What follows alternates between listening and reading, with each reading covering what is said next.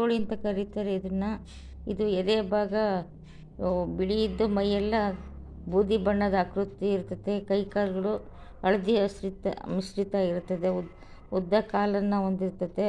ಇದು ಯಾವಾಗಲೂ ಜೊಂಡು ಪ್ರದೇಶ, ನೀರು ಇದು ಪೊದೆಗಳಲ್ಲಿ ಅಂಥ ಜಾಗದಲ್ಲಿ ಯಾವಾಗಲೂ ನೀರಿರೋಂಥ ಜಾಗದಲ್ಲಿ ವಾಸ ಮಾಡ್ತದೆ. ಇದು ಇದು ಇದು ಆಹಾರ ಕೀಟ, ಹುಳು, ಮೃದಂಗ, ಚಿಗುರು ಎಲೆಗಳನ್ನು ತಿಂತತೆ. ಇದು ತುಂಬ 15 ನಿಮಿಷದಷ್ಟು ಜೋರಾಗಿ ಕೂಗ್ಕೊಂತ ಇರ್ತತೆ. ಯಾರಾದರೂ ಬಂತಂದರೆ ರಾತ್ರಿ ಹೊತ್ತು ಅಷ್ಟೇ ಹಗ್ಗೆಗೆ ಕೂಗ್ತಾ ಇರ್ತತೆ.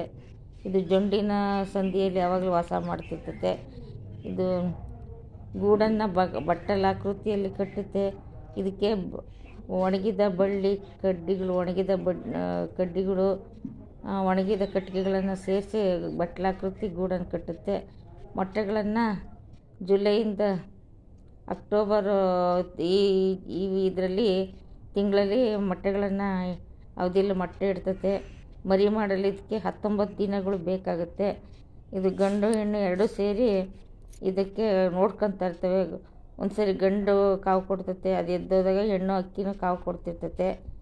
ಇವುಗಳು ಹೆಚ್ಚಾಗಿ ಮಲೆನಾಡು ಪ್ರದೇಶಗಳಲ್ಲಿ ಹೆಚ್ಚಾಗಿ ವಾಸ ಮಾಡ್ತಿರ್ತವೆ. ಇದು ಅಪರೂಪವಾದ ಇವು ಅಪರೂಪವಾಗಿದ್ದಾವೆ. ಇವನ್ನ ಕೆಲವರೆಲ್ಲ ಬೇಟೆ ಆಡ್ಕೊಂಡು ತಿಂತಾರೆ ಇದನ್ನು. ಇಲ್ಲಿ ಒಂದು ಆಲ್ಕೊಳ ಕೆರೆ ಅಂತ ಇದೆ ಶಿವಮೊಗ್ಗದಲ್ಲಿ. ಇದರಲ್ಲಿ ಕಲ್ಯಾಣಿ ಸಣ್ಣದಾಗ ಕಟ್ಟಿದ್ದಾರೆ. ಇದು ಯಾವಾಗಲೂ ನೀರಿರ್ತದೆ. ಎಲ್ಲ ಥರ ಪಕ್ಷಿಗಳು ಇಲ್ಲಿ ಬಂದು ನೀರು ಕುಡಿಯೋಕ್ಕೆ ಬರ್ತಿರ್ತವೆ. ಇಲ್ಲಿ ಒಂಥರ ಪಕ್ಷಿಧಾಮ ಇದ್ದಂಗೆ ಇರ್ತದೆ. ಇದು ಸುತ್ತ ಗಿಡಗಳೆಲ್ಲ ಇರೋದ್ರಿಂದ ಎಲ್ಲ ಬಂದು ಇಲ್ಲಿ ಪಕ್ಷಿಗಳೆಲ್ಲ ಸೇರಿಕೊಳ್ತವೆ. ಎಲ್ಲ ಥರ ಪಕ್ಷಿಗಳು ಬಂದು ಇಲ್ಲಿ ನೆಲೆಸಿದ್ದಾವೆ. ನೀರಿನ ಅನುಕೂಲತೆ ಇರೋದ್ರಿಂದ ಅದಕ್ಕೆ ಇದಕ್ಕೇನು ಇಲ್ಲಿ ಯಾರು ಓಡಾಡ್ದಂಗೆ, ಮಕ್ಕಳೆಲ್ಲ ಓಡಾಡ್ದಂಗೆ ಸ್ವಲ್ಪ ಇದನ್ನು ಸುತ್ತನ ಮಕ್ಕಳ ಸುರಕ್ಷತೆ ಕಟ್ಟಿ ಮಕ್ಕಳೆಲ್ಲ ಓಡಾಡ್ತಿರ್ತವೆ. ತುಂಬ ಅಪಾಯ ಇದೆ ಇಲ್ಲಿ. ನೋಡೋಕ್ಕೆ ಪಕ್ಷಿಗಳು ಇಲ್ಲಿ ಕಲರವ ಕೇಳೋಕ್ಕೆ ಯಾವಾಗಲೂ ಪಕ್ಷಿಗಳು ಬಂದು ಇಲ್ಲಿ ಕೂತ್ಕೊಂತ ಗಿಡಗಳ ಮೇಲೆ ಎಲ್ಲ ಥರದ ಪಕ್ಷಿಗಳು ಇದು ಕೂಗೋದನ್ನು ನೋಡೋಕ್ಕೆ ಚೆಂದ ಇರ್ತತೆ.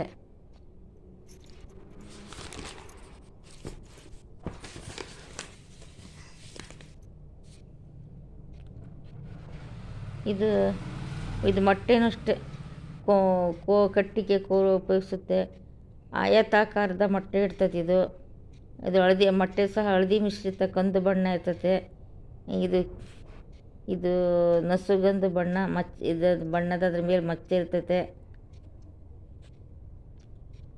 ಇದು ಗಿಡ ಪೊದೆಗಳ ನಡುವೆ ಜೊಂಡಿನ ಸಂದುಗೊಂದುಗಳಲ್ಲಿ ಅಡಗಿರ್ತದೆ. ಒಂಟಿಯಾಗಿ ಅಥವಾ ಜೋಡಿಯಾಗಿ ಕೆಲವೊಮ್ಮೆ ದೊಡ್ಡ ಗುಂಪಿನಲ್ಲಿಂತಹ ಜೊಂಡಿರುವ ಭತ್ತದ ಗದ್ದೆ ಸಮೀಪ ಓಡಾಡಿಕೊಂಡಿರ್ತದೆ. ಇದಕ್ಕೆ ತುಂಬ ಭಯ. ಹಳ್ಳಿಗರು ಗುಂಡು ಸೂಜಿ ಕೊಕ್ಕೆ ಮಾಡಿ ಇದಕ್ಕೆ ಎರೆಹುಳು ಹಾಕಿ ಕೆಲವರೆಲ್ಲ ಹಿಡಿತಾರೆ ಇದನ್ನು. ಇದು ಸಂತತಿ ಕ್ಷೀಣಿಸ್ತಾ ಇದೆ. ಗದ್ದೆಗೆ ಬರುವ ಹುಳುಗಳನ್ನು ನಿಯಂತ್ರಿಸುತ್ತದೆ. ರೈತರಿಗೆ ಇದರಿಂದ ತುಂಬ ಸಹಾಯ ಆಗ್ತದೆ. ಹುಳುಗಳನ್ನು ಹಿಡಿದು ತಿಂತತೆ. ಇದನ್ನು ರೈತರ ಬೆಳೆ ನಾಶಕ್ಕೆ ಕಾರಣ ಆಗಿ ಸಂಕಷ್ಟಗಳು ಕೆಲವು ಸಲ ಎದುರಾಗುತ್ತೆ.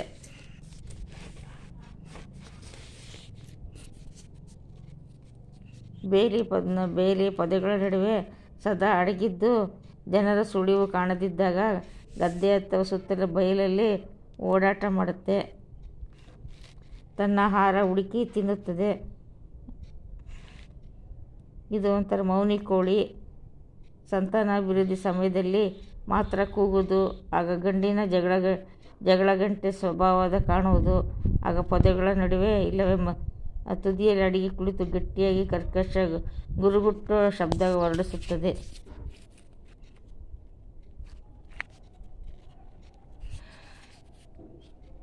ಈ ಕ್ವಾಕ್ ಕ್ವಾಕ್ ಎಂದು, ಇನ್ನು ಕೆಲವೊಮ್ಮೆ ಕೂ ಕೂ ಎಂದು ವಿಭಿನ್ನ ಶಬ್ದದಲ್ಲಿ ಕೂಗ್ತಿರ್ತದೆ.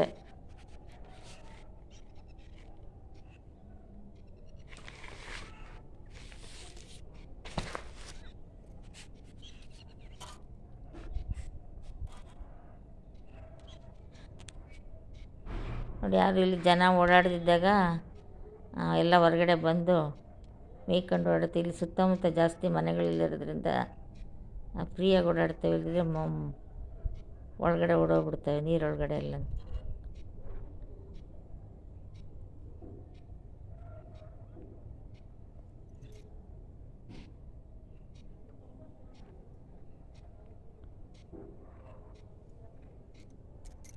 ಸಂಜೆ ಹೊತ್ತಾಗಿದೆ, ಸೂರ್ಯ ಅಸ್ತಂಗತವಾಗ್ತಿದೆ. ಈ ಸಮಯದೆಲ್ಲ ಹೊರಗಡೆ ಜಾಸ್ತಿ ಬಿಸಿಲಿರಲ್ಲ, ಅದಕ್ಕೆ ಹೊರಗಡೆ ಬಂದಿದ್ದಾವೆ ಕೋಳಿಗಳು, ನೀರು ಕೋಳಿ.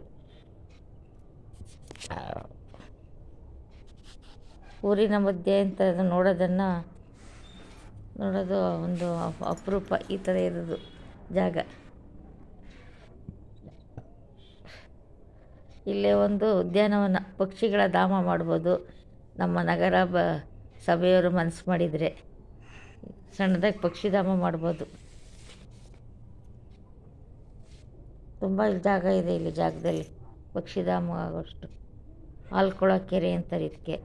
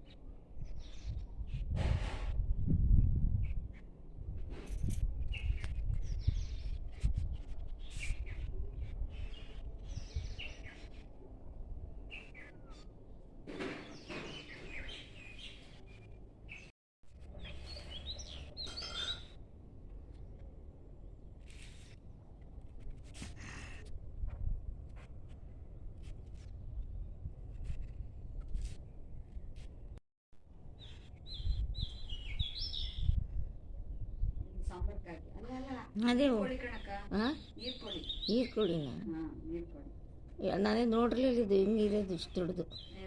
ಇದು ಯಾವಾಗ ನೀರಿಂದ ನೀರೈತಲ್ಲ ಅಲ್ಲಿಂದ ಬಂದು ಇಲ್ಲಿ ಆಯ್ಕೊಂಡು ತಿಂತಾ ಇರ್ತವೆ. ನೋಡ ಇನ್ನೊಂದು ಗೊತ್ತಾಯ್ತಲ್ಲ. ಹೌದಾ? ಬರ್ತೈತೆ.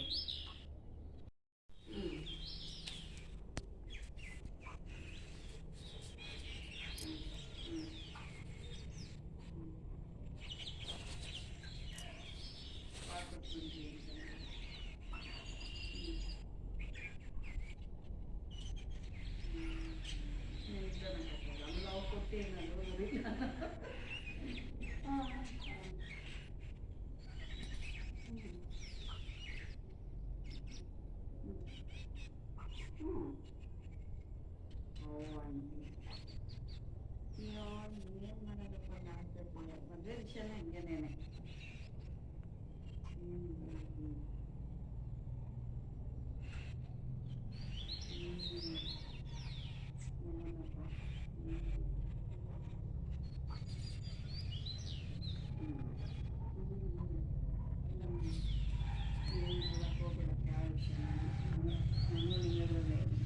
ಅಲ್ವಾ ಮದುವೆ ವಿಷಯ ಸ್ವಲ್ಪ ಡೇಂಜರ್.